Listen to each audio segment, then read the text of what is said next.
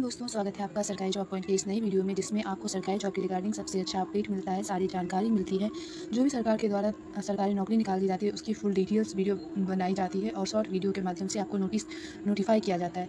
यहाँ पे सारी योजनाओं के बारे में भी दिया जाता है, जो कि सरकार हमें देती है। तो आप ज़रूर से ज़रूर हमारे चैनल को सब्सक्राइब करिएगा, ताकि आपका कोई भी नोटिफिकेशन जो आउट होते हैं उसे आप देख पाएँ। ठीक, तो आज हम आपके लिए लेके आए हैं सिर्फ 12th पास के बेसिस पे बीएसएफ हेड कांस्टेबल, आरओ और आरएम की वैकेंसी, जो कि 1121 पदों पे निकली है। इसमें फीमेल का जो फॉर्म फी है वो बिल्कुल फ्री है, और मेल का जो है वो 100 रुपीज़ है। तो चलिए इसके बारे में पूरी जानकारी हम आपको देते हैं और बताते हैं स्टेप बाय स्टेप इसका सिलेक्शन प्रोसेस, इसकी क्वालिफिकेशंस और एज लिमिट क्या है। तो चलिए वीडियो को बिना कोई देरी के स्टार्ट करते हैं। सबसे पहले बात करते हैं कि BSF head constable RO RM vacancy 2025 कुल पद हैं 1121। वर्तमान वेतन जो है इसमें पे लेवल 4 की आपको मिलती है, और आवेदन जो शुरू है वो 24 अगस्त से ही स्टार्ट है, और आवेदन आप इस साइट पे जाके कर सकते हो। इसमें चयन प्रक्रिया पहले फिजिकल होगा, फिर सीबीटी एग्जाम होगा, फिर दस्तावेज होगा, फिर सत्यापन होगा, फिर स्किल टेस्ट जिसमें रिक्वायर्ड है उसमें, और चिकित्सक परीक्षा आपकी होगी। ठीक, आगे बात करते हैं कि BSF head constable RO RM vacancy 2025 eligibility क्या है। तो बीएसएफ हेड कांस्टेबल आरओ और आरएम वैकेंसी के लिए पात्रता मापदंड निम्नलिखित है। पहले हेड कांस्टेबल रेडियो ऑपरेटर के लिए 12th पास पीसीएम फिजिक्स केमिस्ट्री मैथ से जो 60% अंकों के साथ उत्तीर्ण किए हैं, या फिर 10वीं के साथ आईटीआई किए हैं। रेडियो और television, electronics, computer operator, data entry operator आदि में, तो वो इसका फॉर्म भर सकते हैं। किसके लिए है ये? तो ये रेडियो ऑपरेटर यानी आरओ के लिए है। अब आरएम की बात करते हैं, रेडियो मैकेनिक की, जिसमें आपको 12th पास चाहिए, पीसीएम फिजिक्स केमिस्ट्री मैथ में 60% अंकों के साथ उत्तीर्ण होना चाहिए, या फिर 10वीं के साथ आईटीआई। रेडियो और television, electronics, electrician, filter, computer hardware आदि में होना चाहिए। अब आपका सवाल ये होगा कि मैम मेरे साइड में बायोलॉजी है, तो क्या मैं फॉर्म भर सकती हूँ? तो बिल्कुल आप फॉर्म भर सकती हैं, लेकिन जिसका जो है वो बायोलॉजी है, और क्या कहते हैं, फिर मैथ है, मेन बायोलॉजी है और साइड से मैथ है, तो वो फॉर्म नहीं भर सकते हैं। ठीक, उम्मीद है कि आपको सारी उम्मीद है कि आपको कोई भी डाउट ना रहे।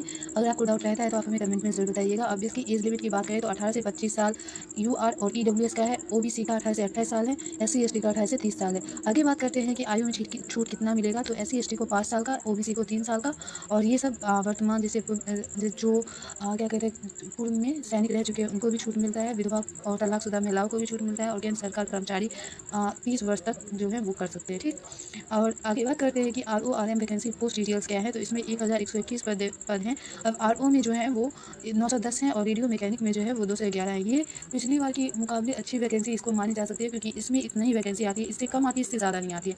ठीक, आगे बात करते हैं कि आपका सिलेक्शन प्रोसेस क्या होगा। तो पहले तो आपका फिजिकल होगा, जिसमें ऊंचाई, छाती पुरुषों के लिए, और वजन की जांच होगी।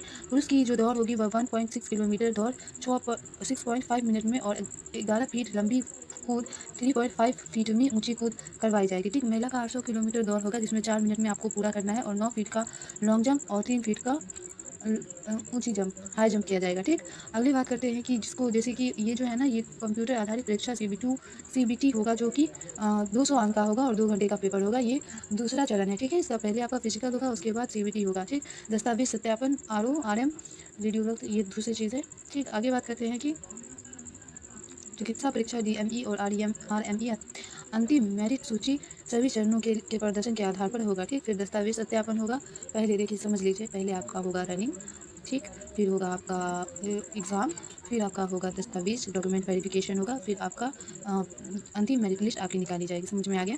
आगे बात करते हैं कि आपका जो है वो पुरुष का हाइट कितना होना चाहिए और छाती कितना होना चाहिए। ठीक, तो सामान्य के लिए 168 सेंटीमीटर, विशेष क्षेत्र के लिए 165 सेंटीमीटर, आदिवासी जनजाति के लिए 162.5 सेंटीमीटर। पुरुष की छाती जो है वो सामान्य, ओबीसी और एससी के लिए 80 से 85 सेंटीमीटर, आदिवासी जनजाति के लिए 76 से 81 सेंटीमीटर। अब वही ऊंचाई की बात करें जो महिलाओं की है, तो वो सामान्य, ओबीसी, एससी का 157 सेंटीमीटर, विशेष क्षेत्र 155 सेंटीमीटर, आदिवासी जनजाति का 154 सेंटीमीटर है। ठीक, अब देखिए परीक्षा में बहुविकल्पीय प्रश्न पूछे जाएंगे, यानी एमसीक्यू प्रश्न पूछे जाएंगे। अवधि 2 घंटे की होगी, कुल प्रश्न 100 नंबर के होंगे, और कुल अंक 200 अंक के होंगे। ठीक, यानी नेगेटिव मार्किंग 0.25 की है। अब देखिए किसमें कितना आपको पूछा जाएगा। तो वो इसमें फिजिक्स, केमिस्ट्री, इंग्लिश, जीके और मैथ पूछा जाएगा। ठीक है, इतने इतने प्रश्न पूछे जाएंगे। अगर आप चाहते हैं कि मैं इसके सिलेबस जो कि डाला गया है इसके वेबसाइट पे, उसकी पूरी डिटेल बताऊं, तो आप हमें कमेंट में ज़रूर बताइएगा, ताकि हम इसको डिटेल वाइज आपको बता पाए। बाकी यही सब वैकेंसी है। ठीक है, नोटिस जारी कितना में किया गया था, ये।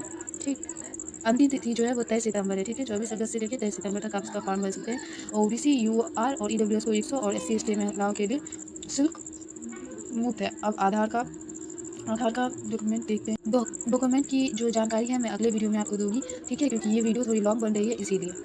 वीडियो के लिए हमारे चैनल को लाइक करिएगा, शेयर करिएगा, सब्सक्राइब करिएगा सरकारी जॉब पॉइंट को, क्योंकि यहाँ पे मिलता है आपको सरकारी जॉब के रिगार्डिंग